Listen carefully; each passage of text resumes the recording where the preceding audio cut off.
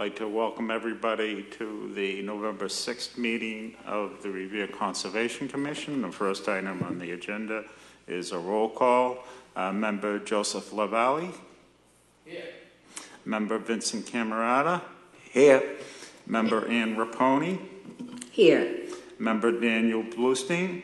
Here. Member James Sabone. Here. I'm Andrew B. DeSantis, Chairman, and Vice Chair Joseph James is absent. Next item on the agenda is the approval of the minutes of October 2nd, 2013. Do I have a motion to approve the minutes? I so move, Mr. Chairman. Second.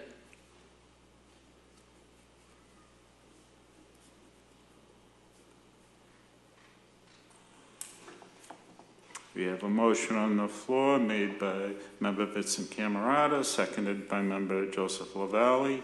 All those in favor of approving the minutes of October 2nd, 2013 signify by saying aye. Aye. Aye. Any opposed? It's voted in the affirmative. Next item on the agenda is a public hearing for a notice of intent, DEP file 0610642, 28 Rice Ave, Point of Pines Yacht Club, installation of new docks and piers. Do I have a motion to open the public hearing? I make a motion for that. I'll second, Mr. Chairman.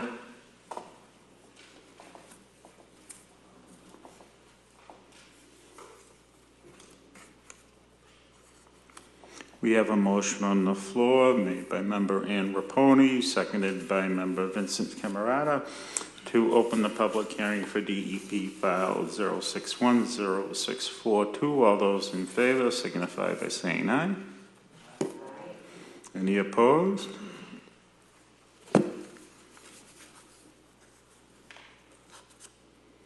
Okay, floor is yours.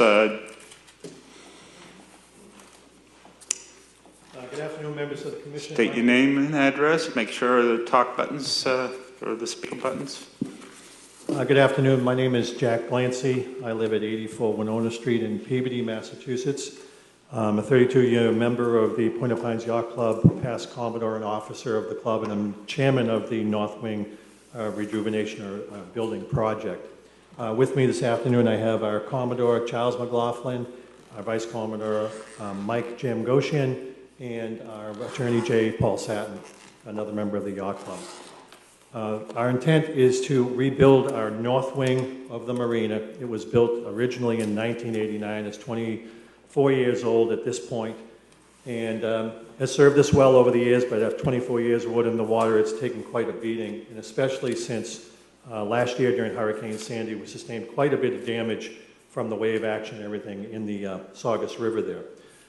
On the plans that we submitted to DEP and to the Conservation Commission is to beef up that particular wing from the north wing dock number 3 out towards the river, and making the docks stronger, a little bit wider, and adding a couple of pilings to secure it. We are really concerned about the safety of our members, and we also house the Revere fireboat and police boat there, and we want to make sure that they have public access to our courtesy dock in case there is an emergency in the water surrounding Revere at this point. That is our intent at this particular junction. If there's any questions, please ask them right now. I have a question. Member Saboni?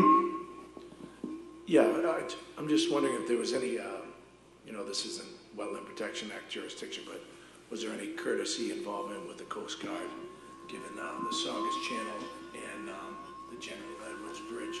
I noticed that the dock is in plans for the dock. I'm sorry, I don't understand your question. The courtesy for the Coast Guard? Yeah, the courtesy notification of the plan. We did not submit it to the Coast Guard, but we did submit it to Mass DEP and the Revere Conservation. We can notify the Coast Guard if necessary. I think it's worthwhile mentioning you also filed a Chapter 91 permit application, too. Yes, we did. Yep. But I did notice that the plans for the new... Could you use your mic, Member Simone, please? I was getting some feedback. Yeah. On that, so I shut Okay, it. maybe just hold it.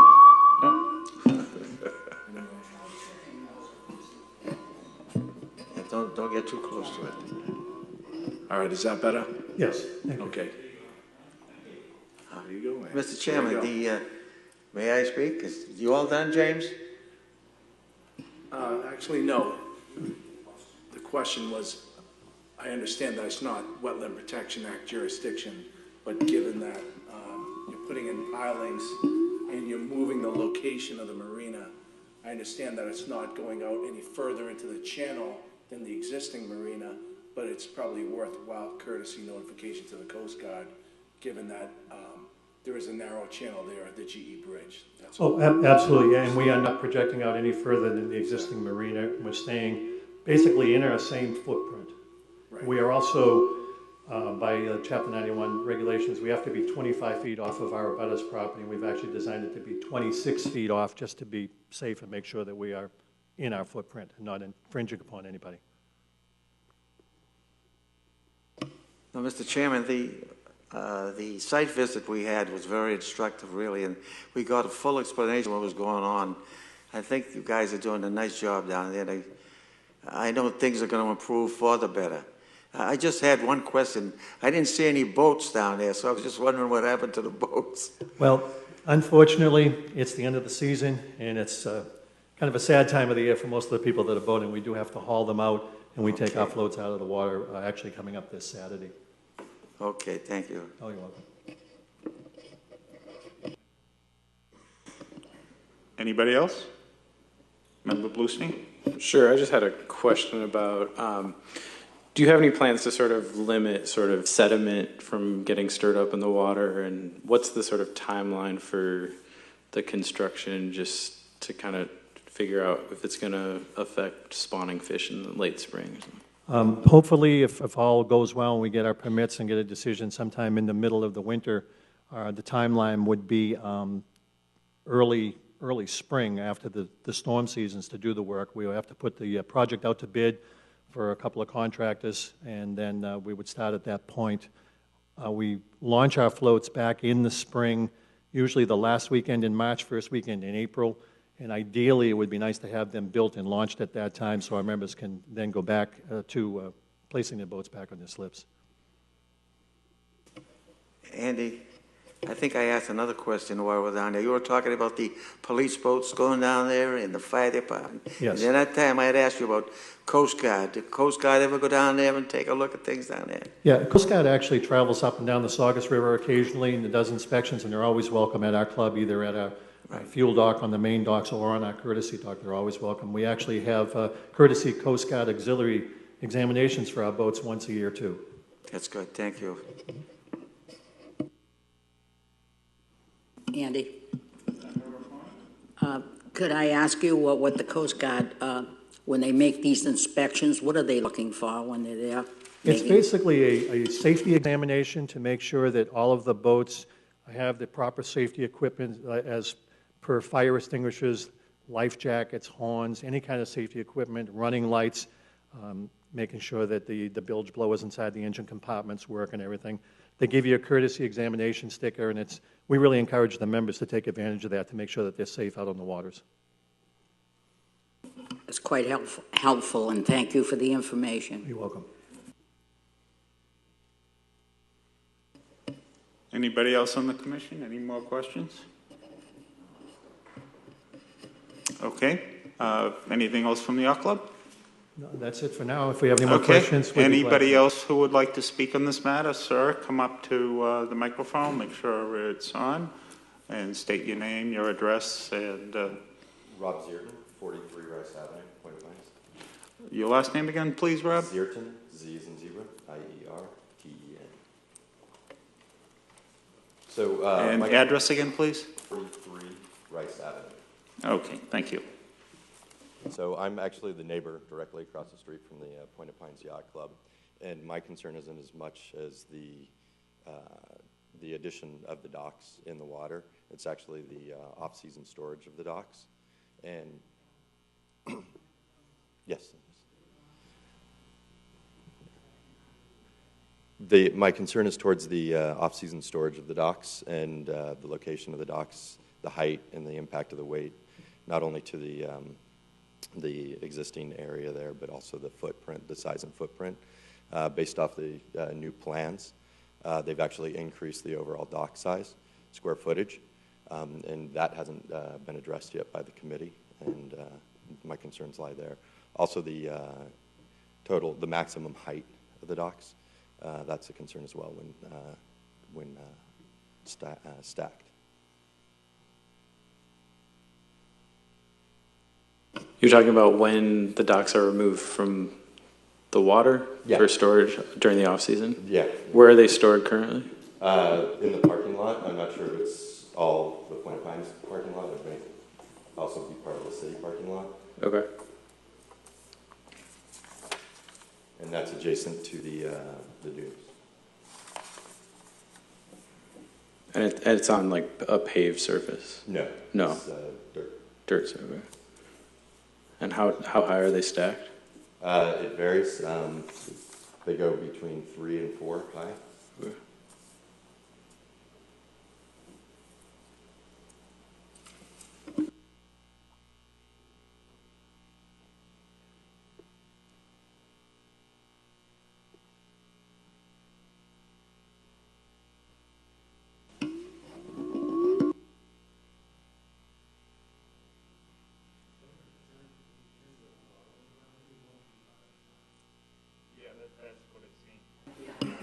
Okay, sir, you mentioned you're concerned with the height. What is your concern with the height?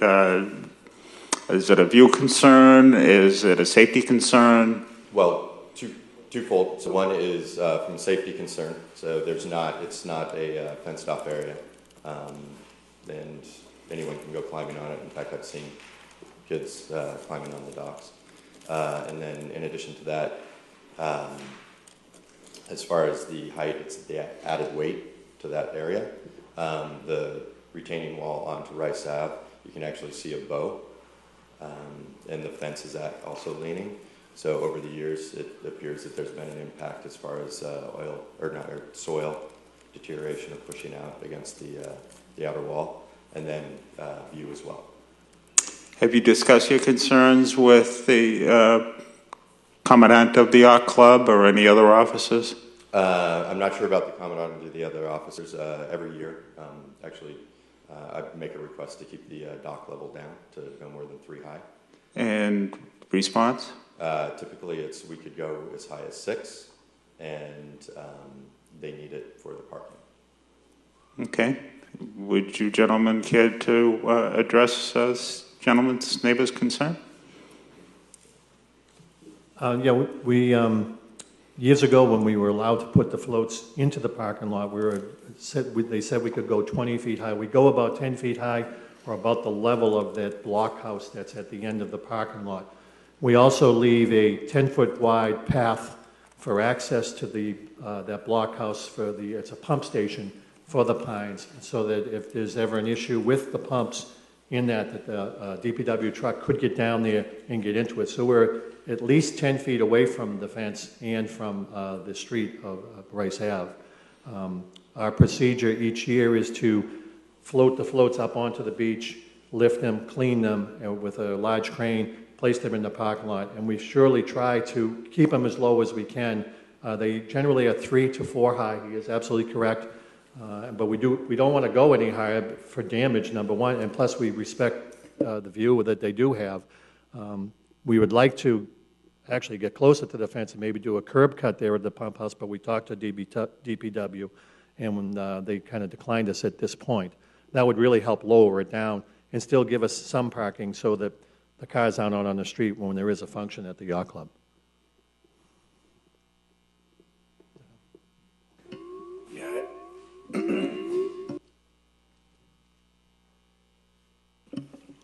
Yeah, I just had one question for you, sir. Based on the abutter's concern, he referenced that he thought there would be additional docks added to the stacking. Actually, the square footage of the docks is more, yes, but the number of floats is not. And we're actually losing 1 slip by doing this project. We're making it 1 slip less than what we had before.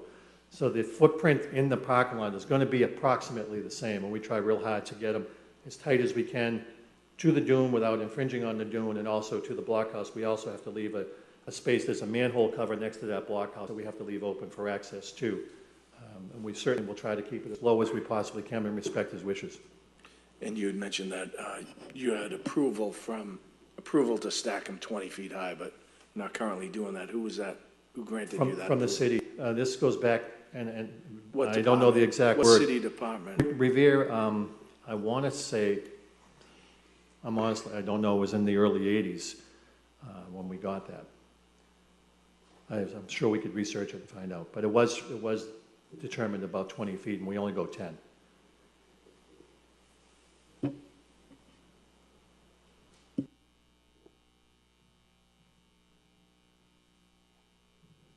Okay, thank you. Anything else? What is the will of the commission on this matter? I've written an order of conditions. It's pretty much a standard order for work on the water.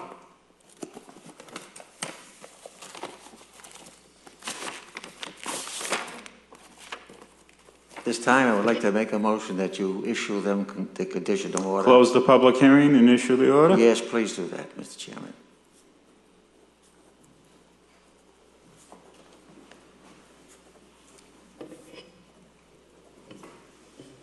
I'll second the motion. Just want the abutter to know that he has the right to appeal the order of conditions. Can we go over just what the standard conditions are? I know in past projects we've had sort of conditions for sediment control and also like timing restrictions. Is that included or? Yes. Okay. Maybe we should go over that just so that the proponents are aware of Well, to a certain extent. what those conditions. Yeah.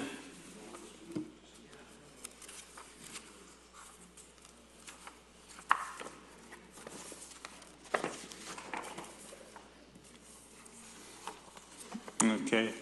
Special conditions, DEP file 061064228 Bryce Ave.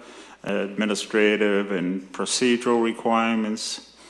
This order also consists of special wetland permit issued under City Council Order number 83329, Title 16 of the Ordinance of the City of Revere, appeal to the Massachusetts Department of Environmental Protection pursuant to General Law, Chapter 131.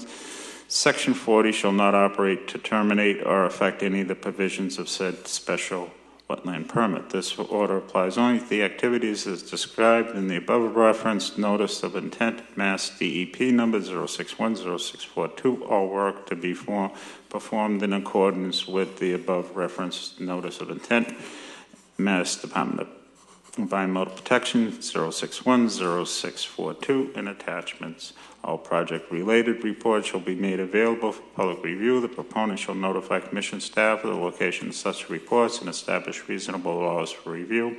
The applicant property owner and or leaseholders assume all responsibility for the conduct of all activities permitted, including but not limited to proper monitoring of any contractor compliance with the order of conditions. The applicant is hereby instructed to review such conditions with all contractors and workers involved in operations prior to any work on the project. Any contractors and workers arriving after work on the project commences shall likewise be apprised of these commissions. This order shall apply to any successors and assigns an interest or control in any other person engaged in an activity in the property identified in notice of intent. Enforcement of these orders is in conjunction with Mass General Law, Chapter 40, Section 8C, Mass General Law, Chapter 131, Section 40, and 310 CMR 10.0 in the City of Revere Wetlands Bylaw, Section 9, City of Revere Revised Ordinances, Title 16, Section 16.0.11 provides for penalties and reads in its entirety. I'm going to skip reading that particular section. That's available for anybody to read. If you go online, you can see it under city codes. The proponent shall inform the chairperson of the Revere Conservation Commission of the findings of the condition of the pipelines uncovered. I don't know why that's in there. That really didn't need to be in there. And the methods and procedures to undertake any repair. That really didn't need to be there. Members and agents of the Conservation Commission shall have the right to enter and inspect the premises to evaluate and ensure compliance with the conditions and performance stated in this order, the Act, and 310 CMR 10.0, as well as Mass DEP's policies. The Commission may require any information, measurements, photographs, observations, or materials, and may require the submittal of any data or information deemed necessary for that evaluation. This order shall apply to any persons or entities in partial or full control, whether by ownership or otherwise, to any successor in control or in interest of the property described in the notice of intent, accompanying plans, any revisions thereof. This order of conditions shall be incorporated in all construction contracts for this project. All contractors working on the site shall be made aware that provisions contained within this order of conditions shall adhere to the special provisions contained herein during construction. Any proposed activity above and beyond that described in the notice of intent within jurisdictional areas in the buffer zones as defined by 310 CMR 10.04 must be preceded by a negative determination of applicability or an order of conditions. I'm just going to briefly summarize these rather than going through everything. Equipment shall be stored in a manner and location will minimize potential environmental impacts. No stockpile material storage or vehicles beyond the paved area of the site. Any damage caused by a direct result of this project, any wetland resource, will be the responsibility of the applicant to repair. Excavated materials, or there really isn't any, shall not be used for backfill. Always products, refuse, grub stumps, slash, but these are pretty much standard. There shall be no discharge of fuel or other pollutants into the water. If at any time during the implementation of this project a significant fish kill or significant water problem occurs in the vicinity of the project, which can be attributed to the project, the site-related activities impacting the water shall cease until the source of the problem is identified. Adequate mitigating measures employed to the satisfaction of the Commission. Members of the Revere Conservation Commission may enter private land. No discharge of spillage or fill or floating boom shall be installed in the water around the area where the work is to occur over water. The purpose of the boom is to collect any floating debris. All debris shall be collected and disposed of. No wood preservatives, including but not limited to creosote, Crouponol, shall be allowed to place or remain in the waters of the Pines River. Is that actually the Saugus River? You're on the Saugus, aren't you? Yeah. All wood shall be cut outside the 100-foot buffer zone. All vessels working the site shall be maintained in seaworthy condition. Upon completion of the work regulated by the order, the applicant shall submit with its request for certificate of compliance, a statement of writing detail activities performed. Where relevant, all facilities and equipment shall be continued to operate and maintained so as to comply with the conditions of the Act.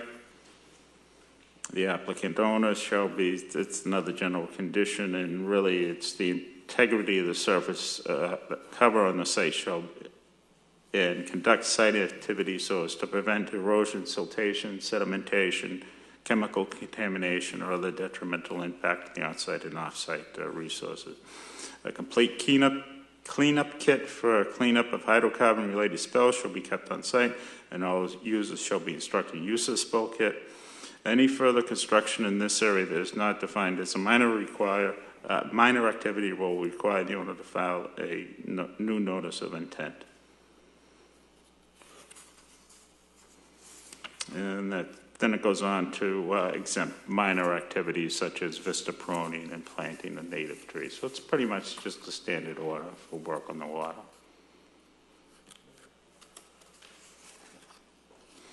Anything else? Yeah, Mr. Chairman, we have a list of all the abutters. All the abutters have been notified properly, right? Okay. Okay, so we have a motion by Vincent Camerata to close the public hearing and issue an order of conditions, seconded by member James Saboni. All those in favor? Aye. Any opposed?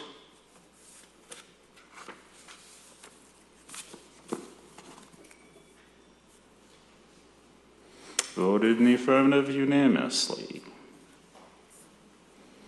What I can do, Mr. Let me see, I get your name right. Zadir? Zid. Is send you a copy of the order of conditions and a copy of the process that would be required if you wanted to appeal it. Okay, I just want to make sure I got the spelling of your last name right. I suppose I can look it up in the property owner for the city and get that.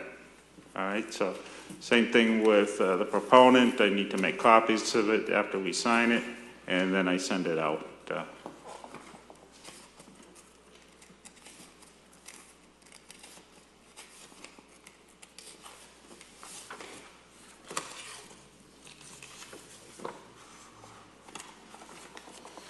There you go, Mr. Camerata.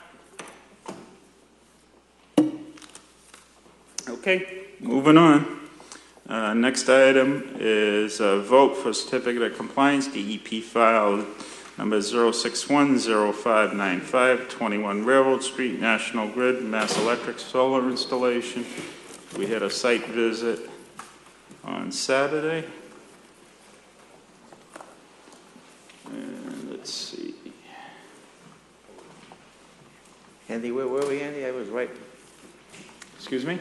Where? Oh, okay. Well, what did you say? I didn't hear what you said, Andy. Where are we? This is the certificate of compliance for National Grid, the solar Okay, installation. all right. Mr. I Tim didn't- Sullivan's here from VHB, attending in Dre Agostino's place. No, that's all right. I just didn't hear you right at the start, Andy. Okay, any questions for Mr. Sullivan?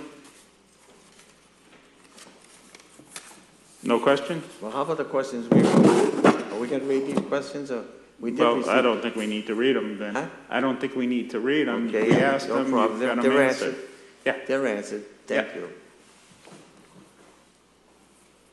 you. Okay, any questions for Mr. Sullivan? No questions for Mr. Sullivan. Do we have a motion? I so move, Mr. Chairman, to close the hearing or issue. No, this is to issue the certificate of compliance, Vince. All right, I'm sorry. I'll second that. For those who weren't at the site visit, we looked at the plantings and they're very well established and everything looked up to par. Okay, we have a motion on the floor by member Vincent Camerata, seconded by member Joseph LaValle to issue a certificate of compliance. All those in favor? Aye. Any opposed? Voted in favor unanimously.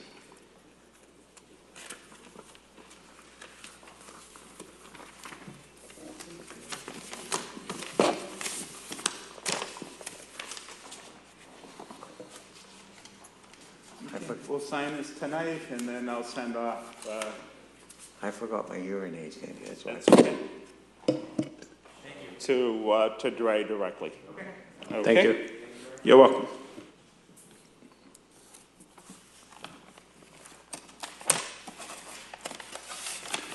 Next item is a certificate of compliance for 51 Agawam Street. Any questions on this? Mr. Paul Finocchio, who did the as-built, and Mr. Gene Catazzoni is here if anybody has any questions. Do we have a motion to issue? I'll make the motion. I'll second, Mr. Chairman.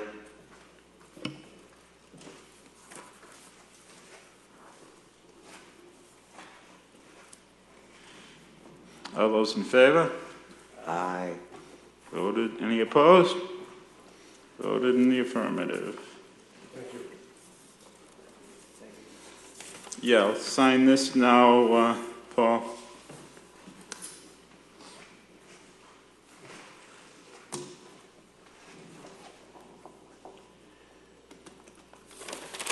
And then after I get copies of the certificate, I'll send it to Gene.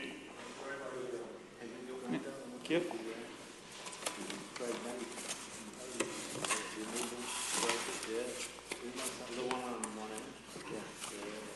Okay. Next item on the agenda is a discussion of enforcement action against 29 Thayer Ave Development Company, LLC, for illegal filling at 29 Thayer Ave. I have been communicating with the city solicitor. I had invited him to the meeting, and he suggested that we schedule an executive session at the next meeting for him to come in, so we would speak executive session. We'd put it on the meeting agenda so it gets public notice as required that we will be meeting in an executive session and speaking to the solicitor about enforcement. So I need a motion to that effect. I'll make the motion. Motion by member Ann Raponi. I'll second. Second by member. Excuse me? The solicitor will be present, right? Yes. To schedule executive session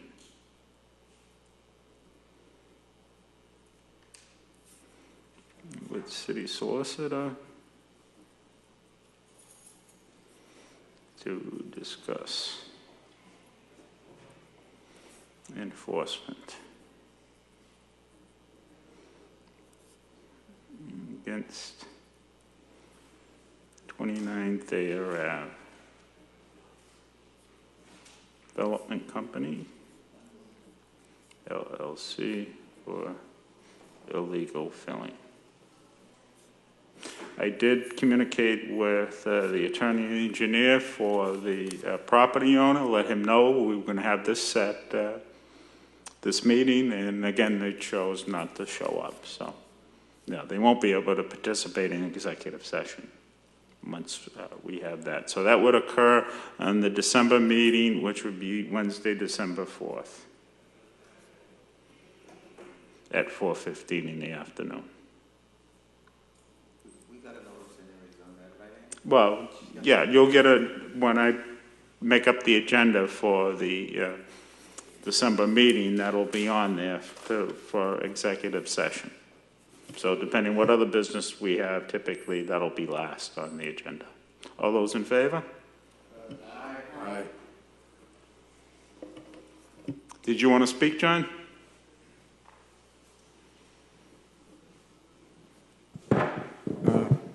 I just wanted to make sure that there is enforcement down there, because I've been down there in the,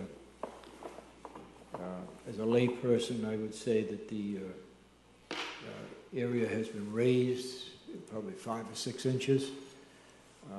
It is a flood area down there. When that river does, crest, it comes right over there. It affects the people on River Avenue, John Avenue, and part of Rice Avenue down there. So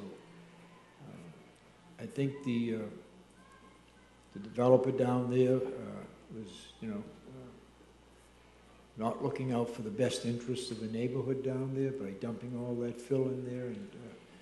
And I've had several calls again from neighbors down there, and I'd just like to see it removed. And Yeah, that would be the ideal situation, that he just would remove all the material he brought in, and then we wouldn't have to conduct enforcement. But I want to make sure if we're doing enforcement, we're doing step by step, and make sure we do it the right way. I know you were down there yourself with myself. I've been down there, I don't know, it's got to be 4 or 5, spoke to his 6 attorney and times. told him that, Yes, that's right, we were there together that day. And well, you know what, he was spreading it around.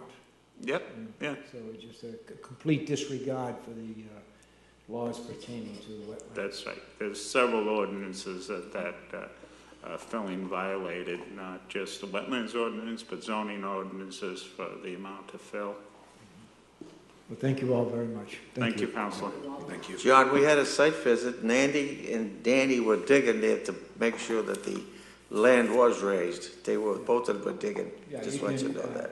I'd say it's probably around 7 inches, 6, maybe 5, Yeah, 6, 7 inches. it varies in Varies. spots, but I think it was a 10,000 square foot area, 100 feet by 100 feet. And that directly affects the people on Thayer That's Avenue. right. You know? Thank you. Thank you, Counselor. Okay, and that's all I have, so we have a motion to adjourn.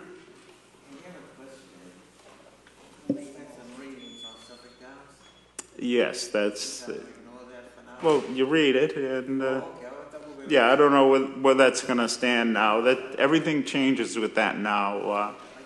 So that would be something, it's DEP's letter to, Jim's very familiar with those procedures. What you see is a MIPA document based on the previous footprint of the casino development, which we know if it were to be in Revere at this time, it would be completely different. So basically, that document that was submitted is obsolete. The DEP commented on the document that was submitted by Suffolk Downs and their managing partner, Caesars, and it included parts of East Boston. So any development that would go there at this time would have to be solely in Revere based on the vote. So there would be a completely new document submitted. And commented on by DEP. Process. Okay, motion to adjourn. Motion by member Ann Raponi, seconded by Vincent. Yes. All those in favor? Okay, thank you.